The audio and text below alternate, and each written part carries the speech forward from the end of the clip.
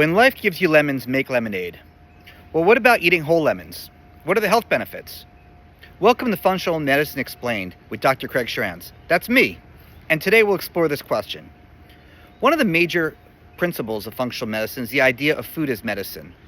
And there's been a popular trend of eating whole lemons. So today we're going to look at the risks and potential benefits.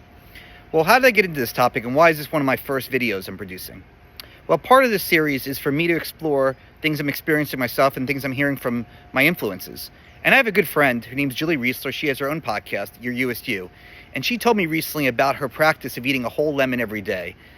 It was interesting and raised some eyebrows because it seemed kind of faddish to me. But I said, let me look into literature a little bit and see if there are benefits behind this. So I figured I'd explore the research and share it with you guys to see if it makes a lot of sense. So lemons have a long history of being played up as miracle cures and diet agents. The Master Cleanse diet, also called the lemonade diet or the lemon detox diet, was one of the first fad diets in the 1940s and pops up in popularity from time to time. It became really popular after Beyonce went on Oprah in 2006 and lost 20 pounds in 2 weeks to play a role in the movie Dreamgirls. But it's essentially a modified juice fast, however. It restricts other food intake.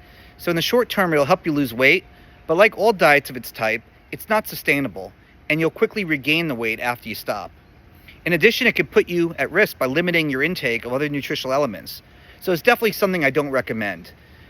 So I want to examine, though, eating a lemon. Let's look at the nutritional benefit of a lemon. Let's first start with a lemon without a peel, which is how the vast majority of people eat lemons. I mean, the idea of eating a lemon with a peel, when I first heard it, I thought that wasn't even possible. So let's hear what we have to say about a medium lemon, which is about 20 calories.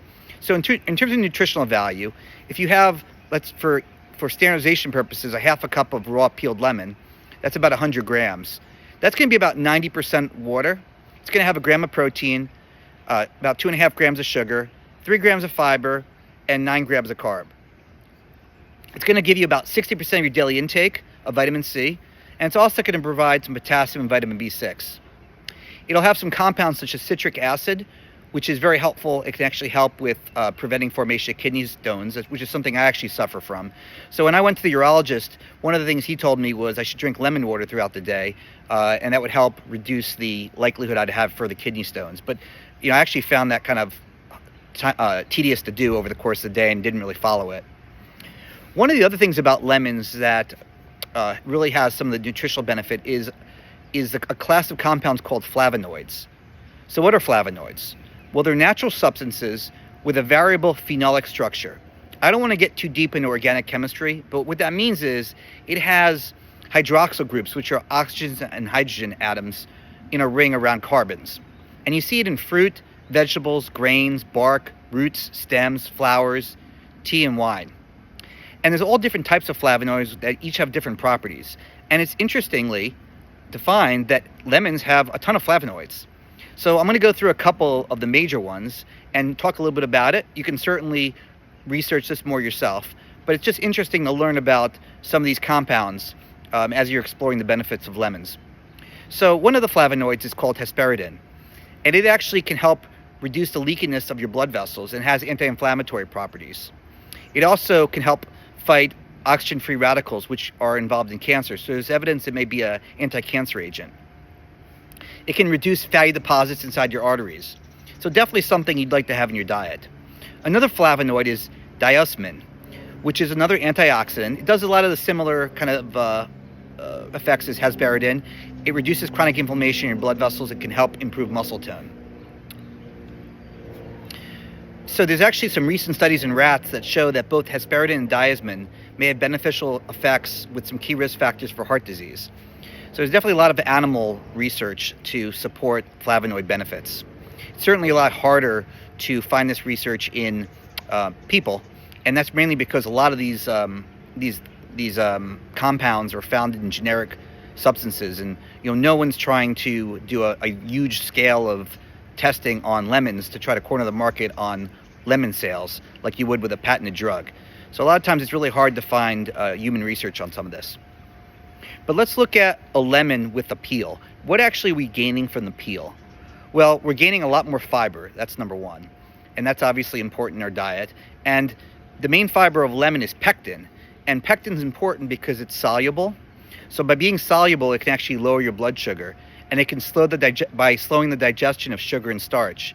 And it can also reduce weight gain because it makes you feel more full. You're also going to gain a lot more vitamin C by eating the peel. If you actually have a lemon with a peel, you're actually now getting 139% of your vitamin C intake. But I think what's even more important than that, because there's lots of other places where you can get vitamin C, is there's in particular 2 other flavonoids which are common, really primarily concentrated in the peel itself. So one is erucitrin, and it's considered to have the greatest antioxidant activity of all the flavonoids present in lemon, but you're only going to find it in the peel. Another one is limonene, and what that is, that's the compound that gives the lemon its essential smell and oil, and it's used in essential oils, and it gives its aroma. It has antioxidant, anti-inflammatory, anti-cancer, GI protective measures. There's also evidence to suggest it could be neuroprotective for some degenerative brain diseases such as Alzheimer's. I'll try to put some of these articles in the notes here so people who are interested in learning more can read up about it. So, my take on this is actually the skin of the lemon is a real valuable piece of the fruit, and if you could ingest it, there'd be a lot of benefit potentially. But one of my guiding principles on this series is really the focus on making sure we're doing no harm. So I want to talk about the adverse effects of eating a whole lemon. Well, first off, there's concern about the acidity level of a lemon. It has a pH in the mid-2 range, which is actually similar to Coke or other sodas. And what that can do is it can soften the enamel on your teeth. There's a couple ways to mitigate this. Number one, you really shouldn't have a bunch of lemon juice, or sodas for that matter, before you go to sleep, right before you're going to brush your teeth. And you can reduce this issue if you wash your teeth after consumption, or wait an hour after eating some lemon before you brush your teeth, so your teeth aren't particularly soft. Another thing you want to consider is maybe using a straw, which will reduce the amount of lemon juice that's on your teeth. Some other adverse effects, for those of us who have reflux, and I actually have reflux myself, it could worsen reflux in some people. Now, I've been taking whole lemons now for a few weeks to try it out, and I haven't noticed any increase in my reflux symptoms. So that's been a positive. Regarding the adverse effect of the acidity of lemons, I think you can mitigate that by putting it in a smoothie with other items which don't have such a acidified content, and that can balance out the profile of the smoothie.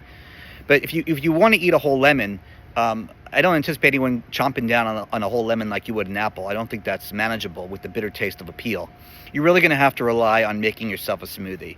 So what do you do in order to have that? Well, first off, you're going to need organic lemons if you're going to eat anything with lemon peel, because you don't want that peel having absorbed any toxic chemicals or fertilizers that could cause you problems. So really, this is one of the cases where you really want to stick with an organic fruit. You're going to want to put it in a smoothie, like I mentioned. And really, if you're going to tear up a whole lemon, you need to have a high quality food processor or a blender. I actually use a Vitamix, and you can get a lower grade Vitamix blender for about $300 or so, which is still pricey as far as blenders, but you'll find that the blade spins so quickly, it really is no problem for it to mash up the lemon very easily. Now, a lemon's going to have a strong taste. It's going to have a bitter taste from the peel. And one of the ways you can mitigate that is adding blueberries to whatever smoothie combo you're adding a lemon to.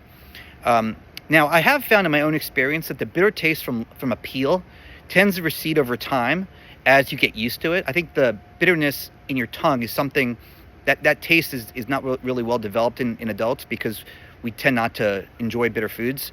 But I found personally that the more bitter foods I have, the less bitter they feel. And actually, I tend to have less craving for sweet substances. So I'll be curious to see as I continue to eat lemons if this is something that persists.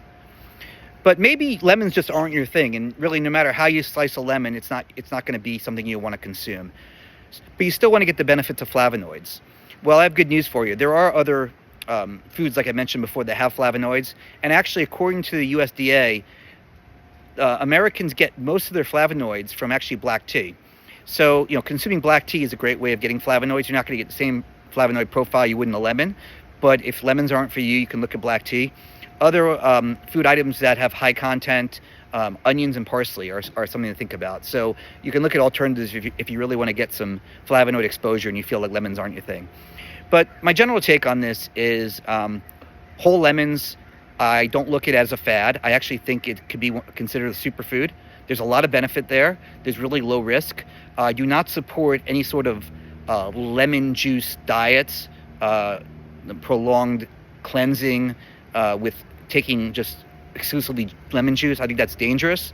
But I think putting a lemon or a half a lemon in a smoothie every day, I think it's a good health strategy, and I'd actually recommend it. Certainly, you'll want to talk to your doctor, make sure it's the right thing for you. I hope I gave you some information about why eating a whole lemon could be beneficial, and give me your comments. Let me know how it goes for you. Take care.